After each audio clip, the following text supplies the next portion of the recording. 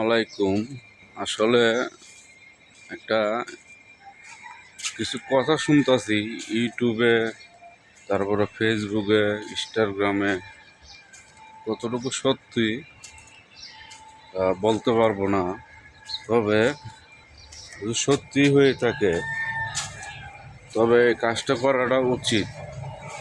আমাদের যে অন্তর্বর্তী সরকার আছে, ডক্টর ইউনূস, ওনার কাছে আমার নিজের পক্ষ থেকে রিকোয়েস্ট, যেন নতুন করে যে দেশটা স্বাধীন হয়েছে, স্বাধীন হওয়ার কারণে এই যে জাতীয় সঙ্গীত যেটি ছিল আমার সোনার বাংলা, এটা সম্পূর্ণটা চেঞ্জ করার, পতাকার যেটা আছে ওটাই থাকবে, তবে যে কোনো ইসলামিক একটা আয়াত হয়তো বা একটা সূরা সুন্দরভাবে থাকলে এটা সব থেকে ভালো হয়। যেহেতু আমাদের 95% মুসলিম আছে আমাদের দেশে, বাংলাদেশে।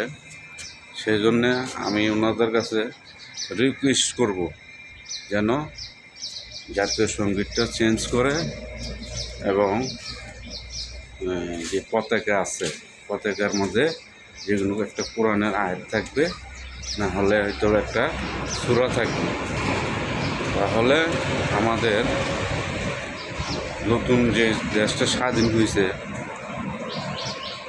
ইনশাআল্লাহ সবার জন্য ভালো হবে। নতুন দেশ স্বাধীন হয়েছে, সব কিছু নতুন হিসাবে আমরা গ্রহণ করতে রাজি আছি। আমাদের বাংলাদেশের জনগণও রাজি আছে, সবাই রাজি আছে।